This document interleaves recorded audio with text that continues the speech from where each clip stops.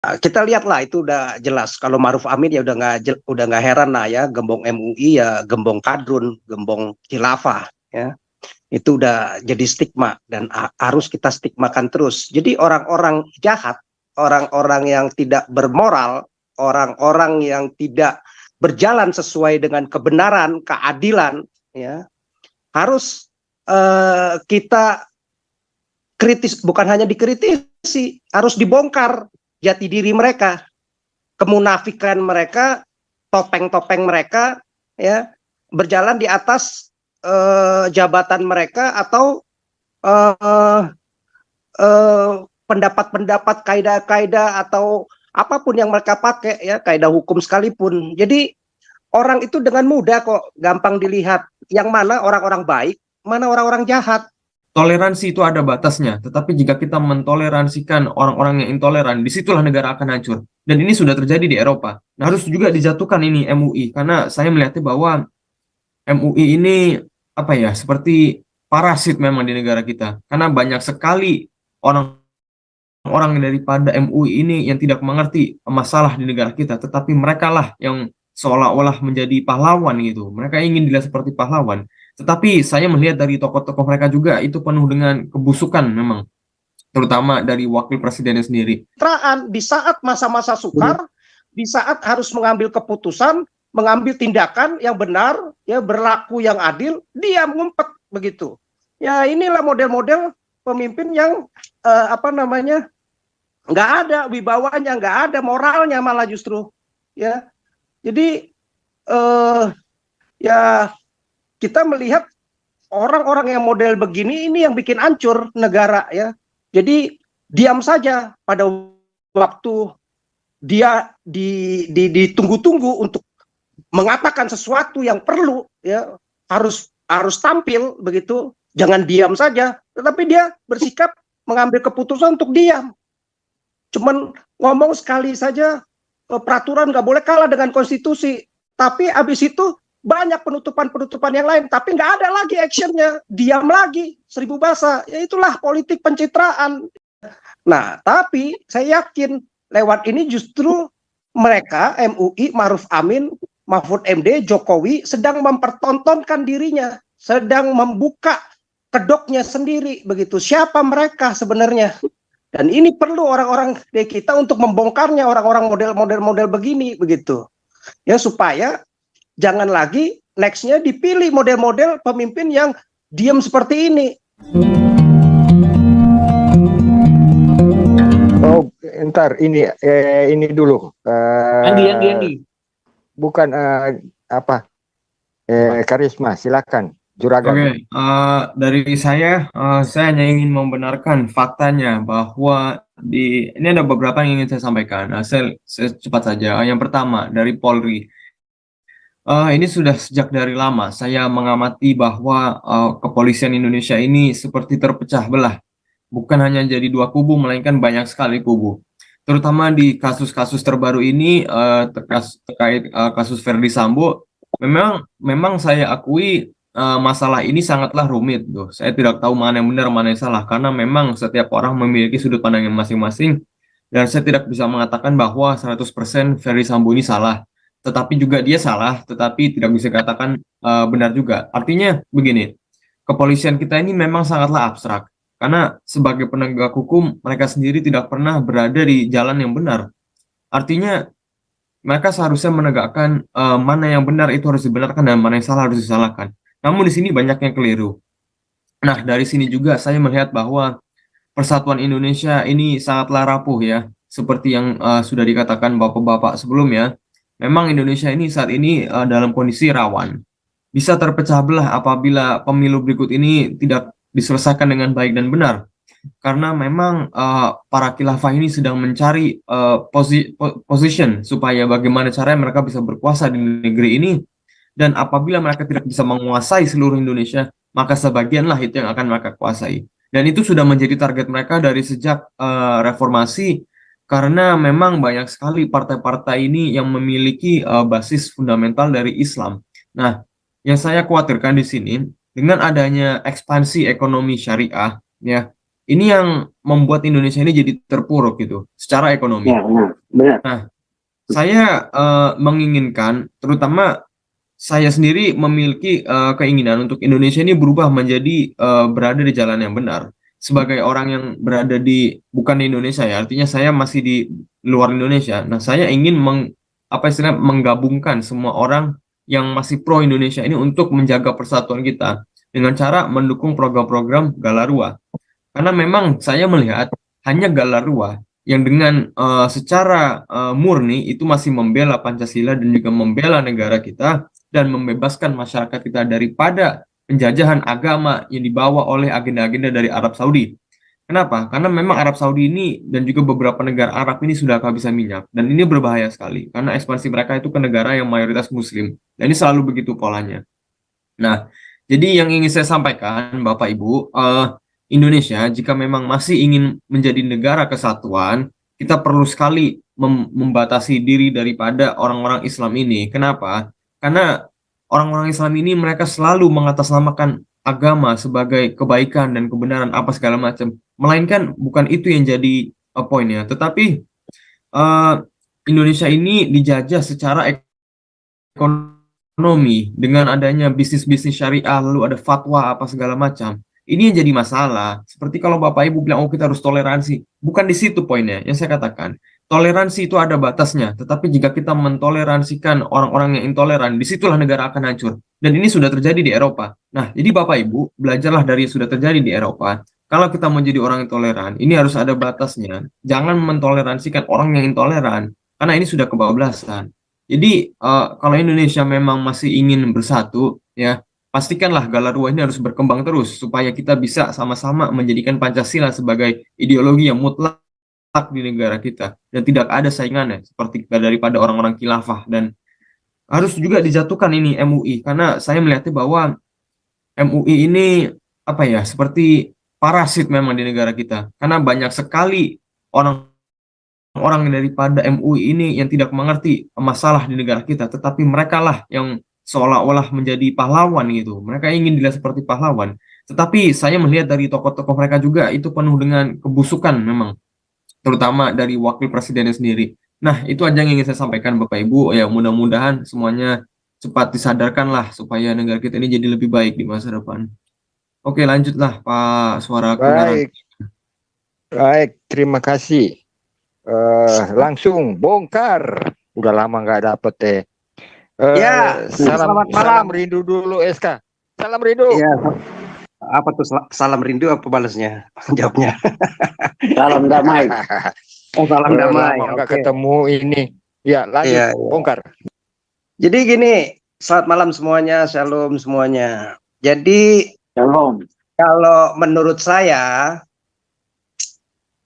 sekarang Mahfud MD sudah kita kritik, kita ketahui bahwa dia hanyalah sebagai pejabat yang memang punya kepentingan untuk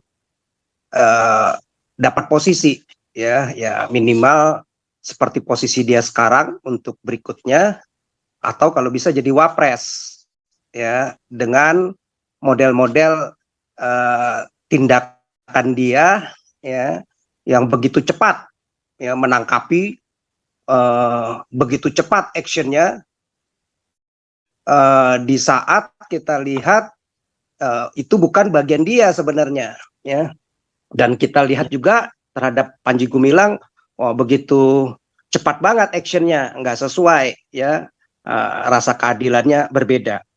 Kita lihatlah itu udah jelas. Kalau Maruf Amin ya udah nggak heran lah ya, gembong MUI ya gembong kadrun, gembong khilafah, ya.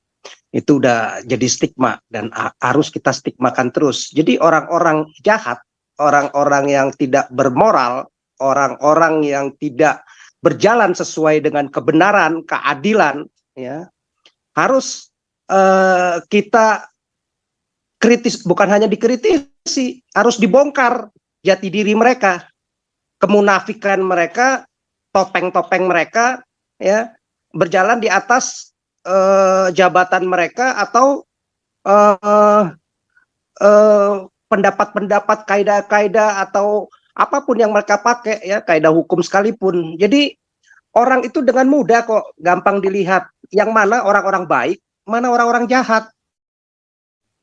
Kalau kadrun itu nggak usah ditanya lagi, setiap kadrun itu ya, ideologi kadrun ya udah pasti ideologi-ideologi yang mau mengusung khilafah, ya khilafah kita udah tahu lah, memang udah ideologi yang busuk, ideologi yang jahat, yang tidak sesuai dengan zaman modern ini bisa diterima oleh dunia termasuk Indonesia begitu. Jadi mestinya ya ini terus kita mesti bongkar sehingga makin banyak orang-orang itu Universitas ada sesuatu Wiraraja dan sekarang ke pesantren. Halo. Lanjut. Ada yang bocor. Lanjut. Lanjut Pak. Ya, jadi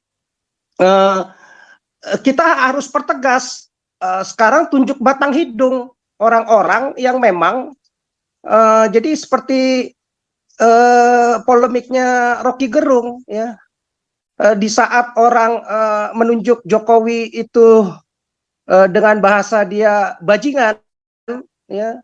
Ya saya sih sebenarnya setuju ya. Saya dulu udah pernah ngomong ini sontoloyo presiden model kayak begini begitu ya. Jadi artinya gini nih.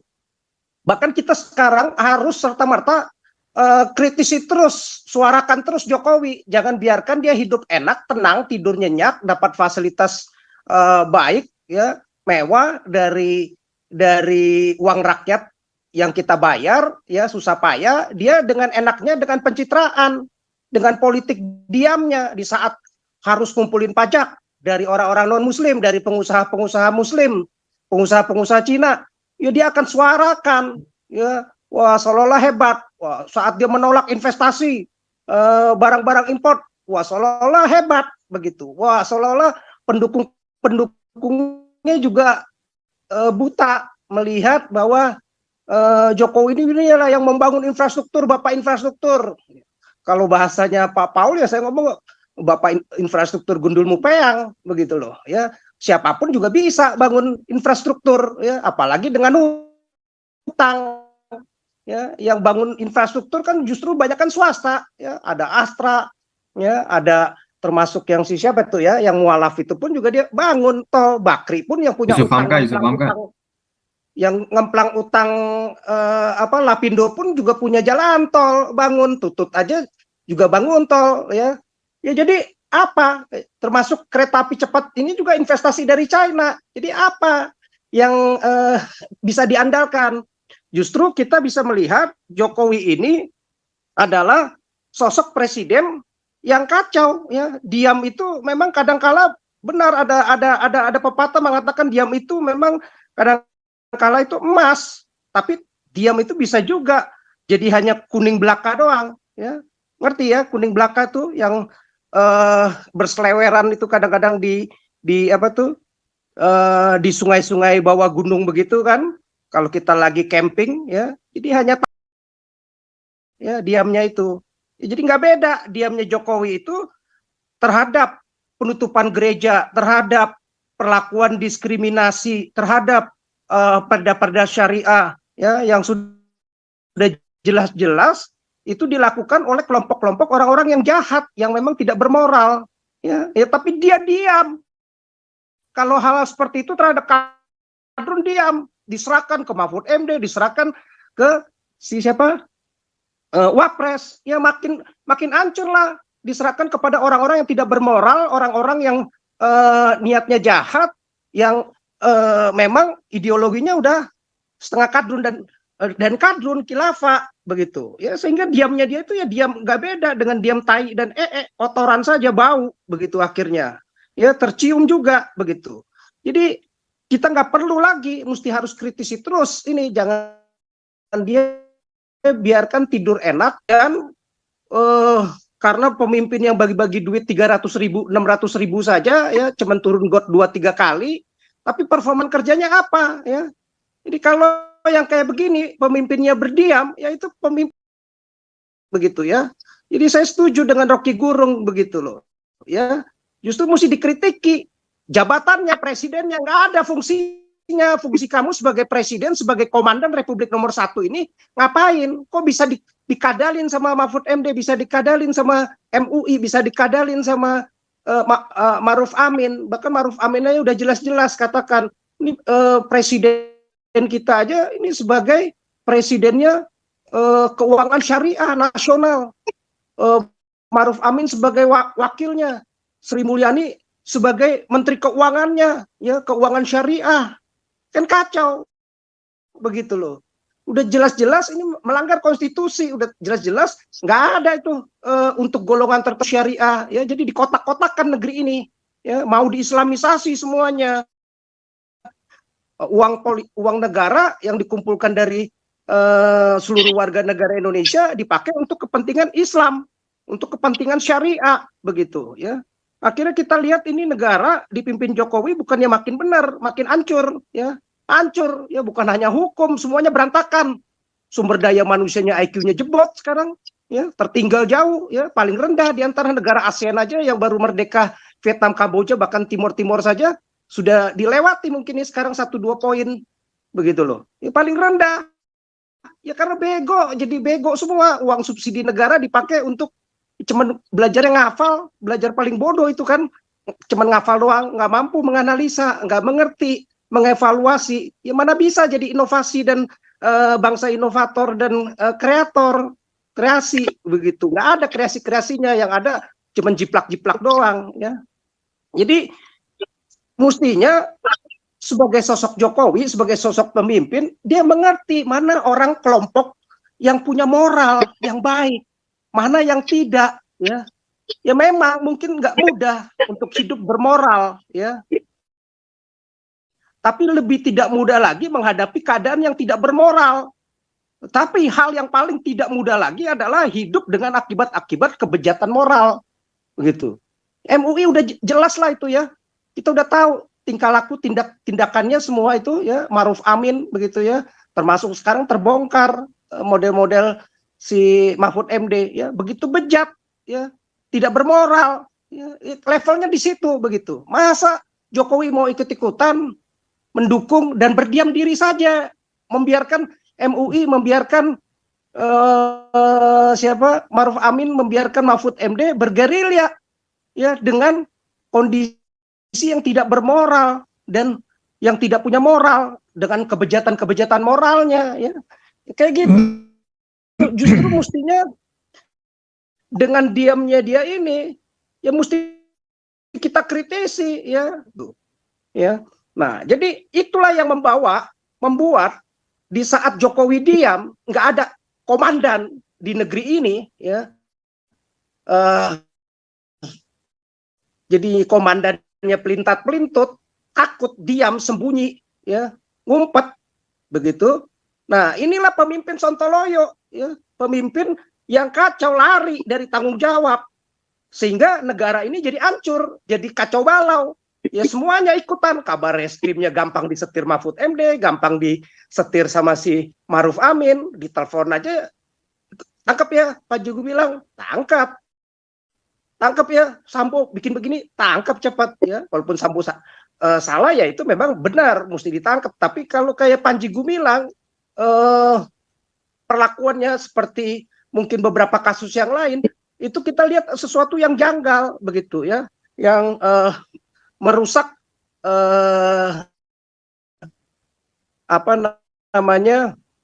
rasa keadilan kita, ya, kita, begitu.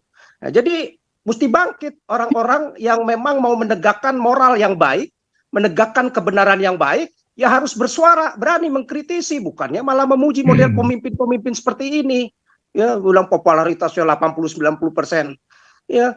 Kan tetlah kalau kayak begitu modelnya presiden, pemimpin seperti itu, selalu diam, ngumpet dimanapun, nggak ada tindakannya. NATO, ya, no action, talk only, begitu. Di saat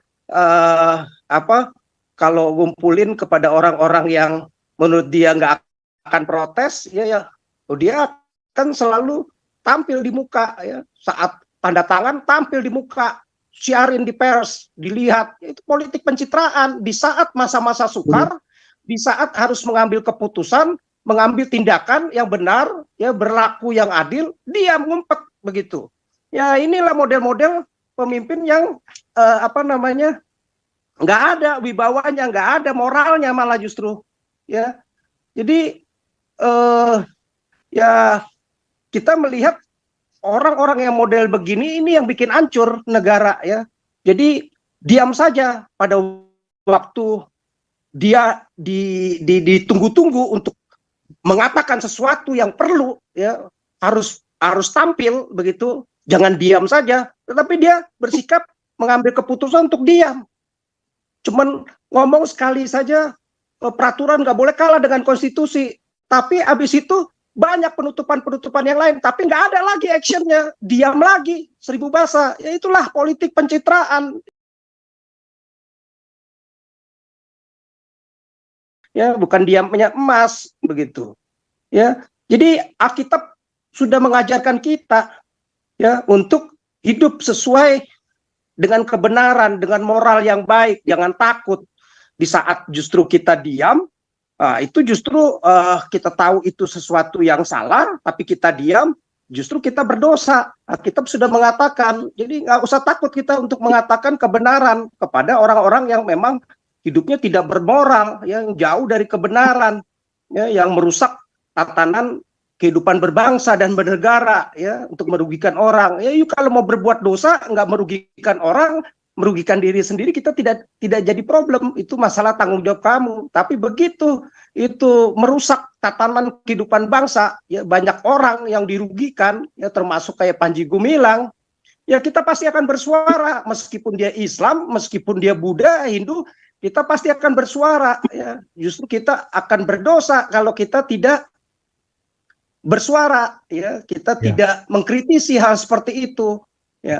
Supaya apa? Supaya kita cinta negeri ini, supaya ayo maju dong, bermoral dong, jangan justru mendukung orang-orang yang tidak bermoral, yang bejat moralnya seperti Maruf Amin, seperti Mahfud MD dengan tindakan-tindakannya, ya, yang diskriminatif seperti itu.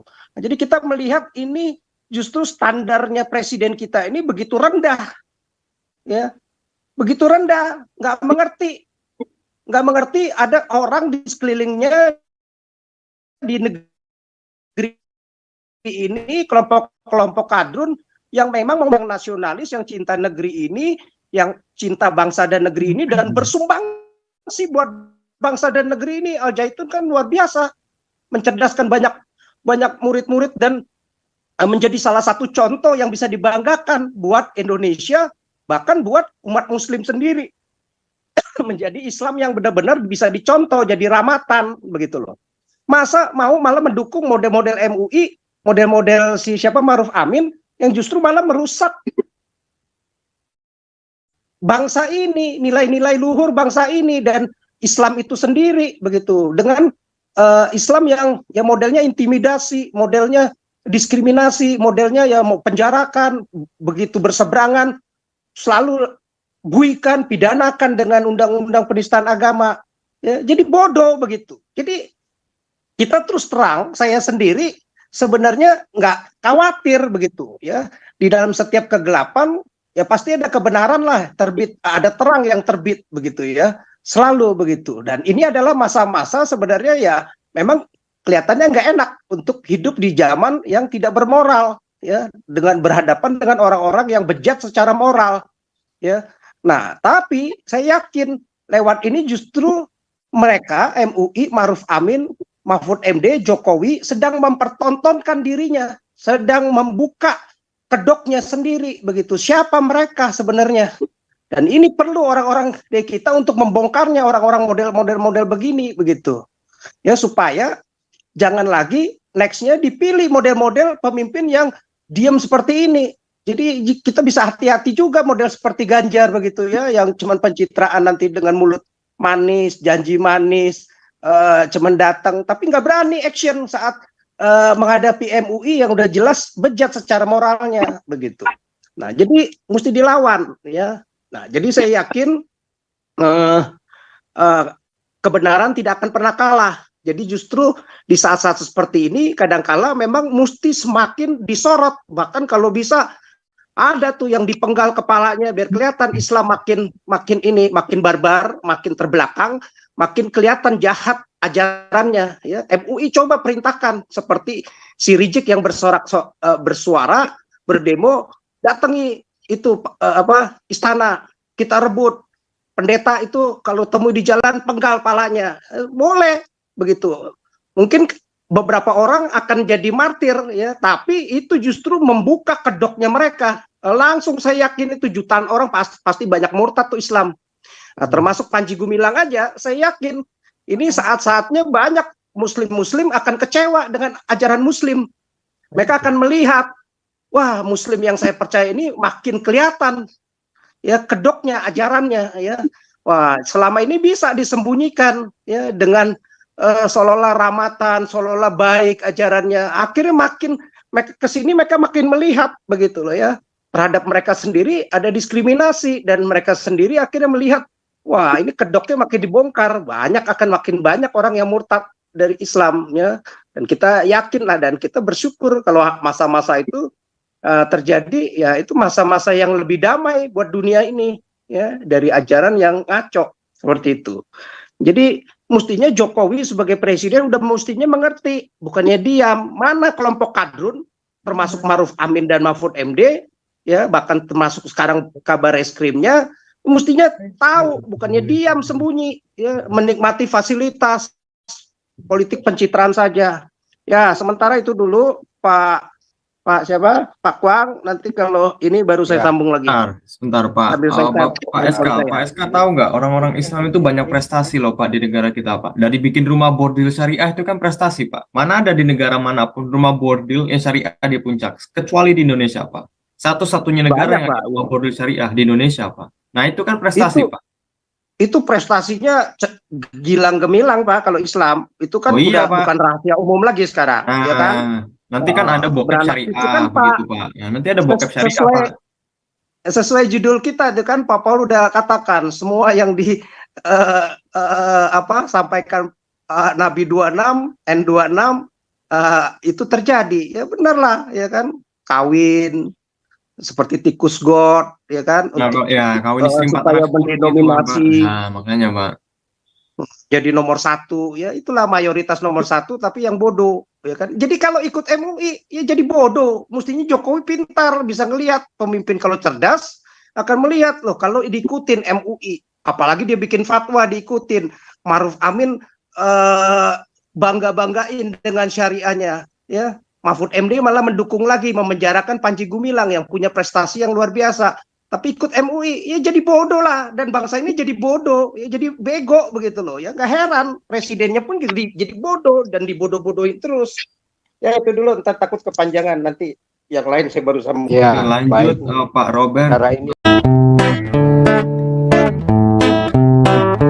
Kau bilang kau menang debat, lawan domba yang sesat. Kau bilang banyak yang tobat,